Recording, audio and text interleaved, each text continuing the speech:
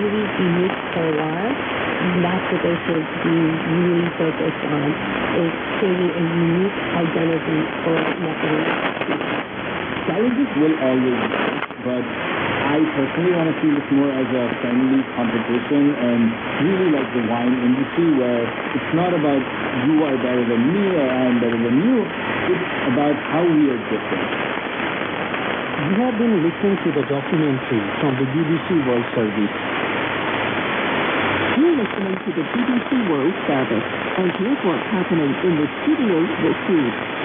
We travel to Buenos Aires, to the home of Argentinian writer Claudia Piñeiro, as she starts her latest novel. It tells the story of two sisters who've never spoken, and she explains how the idea began not with a person, but an image of a cat, and its identity tag.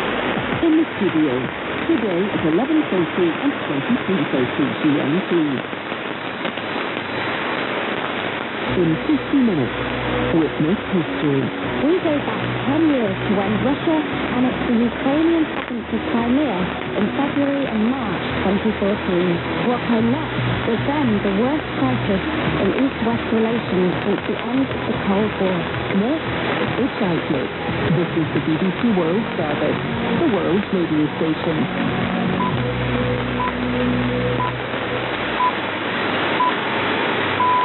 Coming up on the BBC World Service, it's Outlook with me, India Ashton. Today we're hearing the story of Rani Jairaj, a former Miss World contestant thrust into the limelight in a way that she couldn't have imagined. Rani had always yearned for independence. So as a teenager in India, she jumped into the world of modelling. It was amazing. I would go to parks, hang out with my friends. I'd go for like a fashion show or a photo shoot and make that bit of money. It didn't take long before she was crowned Miss India, and then she entered Miss World, which in 1996 was being held in India for the very first time, but opposition to the competition flared up and became dangerous. The first group was a group of women who said that they were going to protest and went into quite a serious outbreak where they were like, we're going to burn ourselves at the venue. Rani found herself on the world stage at the centre of a national controversy. Her story is up to me. I'm Stuart McIntosh with the BBC News. Hello. The French President Emmanuel Macron has said that European leaders gathered in Paris have agreed to increase funding for Ukraine in its war against Russia. He described the Russian defeat as vital to peace and stability in Europe. Mr. Macron said the heads of state had agreed that they needed to do whatever was necessary for as long as necessary to support Kyiv. Speaking through a translator, he said the meeting had not ruled out the possibility of sending Western troops to the conflict. There is no agreement this evening to send officially troops into the ground, but we cannot exclude anything. We will do everything we can to prevent Russia from winning this war, and I say this with determination, but also with excessive humility. President Biden has said he hopes a temporary ceasefire in the conflict between Israel and Hamas could start next Monday. He was speaking to reporters in New York. Well, I hope by the beginning of the weekend, the end of the weekend. My national security advisor tells me that we're close, not done yet. And my hope is by next Monday we'll have a ceasefire. Israel and Hamas have been holding so-called proximity talks in Qatar. There are reports that 400 Palestinian prisoners serving sentences for terror-related crimes could be exchanged for 40 female and elderly Israeli hostages. The Israeli Prime Minister Benjamin Netanyahu has vowed to go ahead with an assault on Gaza's southernmost city, Rafah, regardless of any agreement.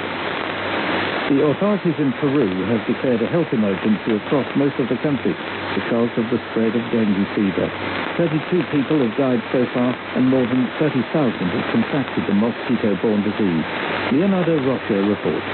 The measure allows the damage to allocate extra resources for the areas affected, 20 of those 25 regions.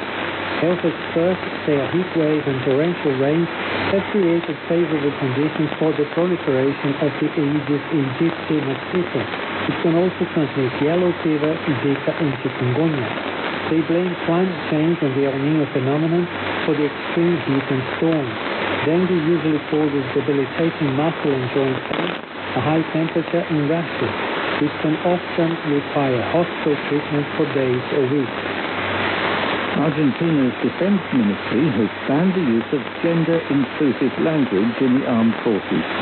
A resolution published on the ministry's social media account says the aim is to eliminate the use of incorrect language that could affect the execution of orders in Argentina's military. It says only official language, approved by the Royal Spanish Academy, must be used in official communications. You're listening to the latest world news from the BBC. The Colombian government and the ELN rebel group, or National Liberation Army, have agreed to resume peace talks. The negotiations were suspended last week after both sides accused each other of adopting delaying tactics. President Gustavo Petro believes that through dialogue his government will be able to reach peace agreements with all of Colombia's armed groups. Police in Grenada have said a U.S. couple whose boat was hijacked in the Caribbean last week probably died after being thrown into the sea. Ralph Hendry and his wife, Kathy Brandel, have been missing since their catamaran was taken by 3 escaped prisoners a week ago. Police believe the suspects were attempting to reach St. Vincent and the Grenadines after they took the vessel. Police in Australia say they're investigating allegations that Taylor Swift's father assaulted a photographer in Sydney after a party at the end of that leg of the US Star's tour.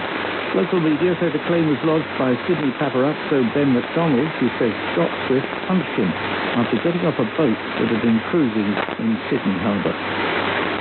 Researchers have discovered a small transparent fish that makes a sound as loud as a jackhammer. The Danio cerebrum is just over a centimetre long. More from Matt McGrath. This buzzing, chirping sound is the pulsing chatter of the tiny, transparent Danio cerebrum, as heard by the human ear.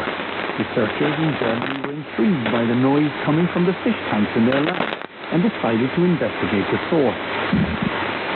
This is the slowed-down sound, booming out like a heartbeat. The fish uses its muscles to strike its own swim bladder to produce a short, loud sonic pulse. In the waters close to the fish, it taps out 140 decibels, which is as loud as a gunshot. Oh, now you know. And that is all from the BBC News. Hello, I'm India Ashton, and you're listening to Outlook from the BBC World Service. Next month, India will be hosting Miss World for the second time. So in this episode, we're stepping back just a little and getting deep into the world of beauty pageants with Rani Gera, the woman who represented India the last time the contest was held in the country in 1996. When you heard that India was going to host Miss World for the second time, what was your reaction? My reaction, I was quite surprised because I heard it from journalists who started calling me for interviews from India, and I was surprised that I hadn't read it in the news or that no one had spoken about it. Then I spoke to a couple of my friends and they were like, oh really? So I was surprised at how little kind of fanfare there was around it. Do you think that's purposeful? Like a quieter announcement, I suppose? It's possible. I would like to think that we've kind of matured a bit more as a nation.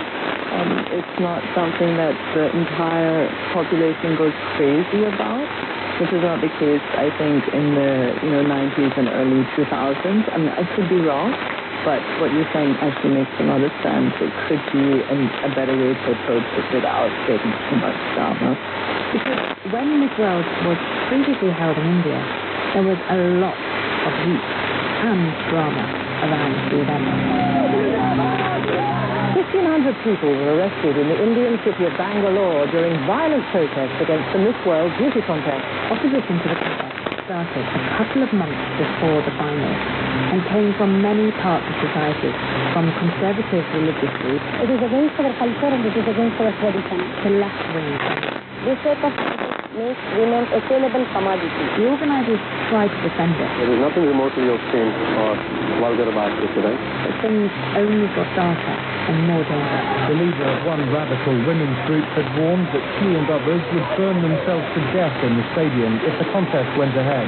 There may be sacrifices, there may be protests, there may be bloodshed, and many people may die on the path. There was a bomb explosion, and someone set themselves on fire in protest. But Miss World in 1996 did eventually go ahead. I'm just a little worried about everything that's going on right now, but with very tight security and they're keeping us safe. 10,000 police and paramilitary troops, backed by the Army's elite Black Hat commandos, were deployed throughout the city and at the stadium.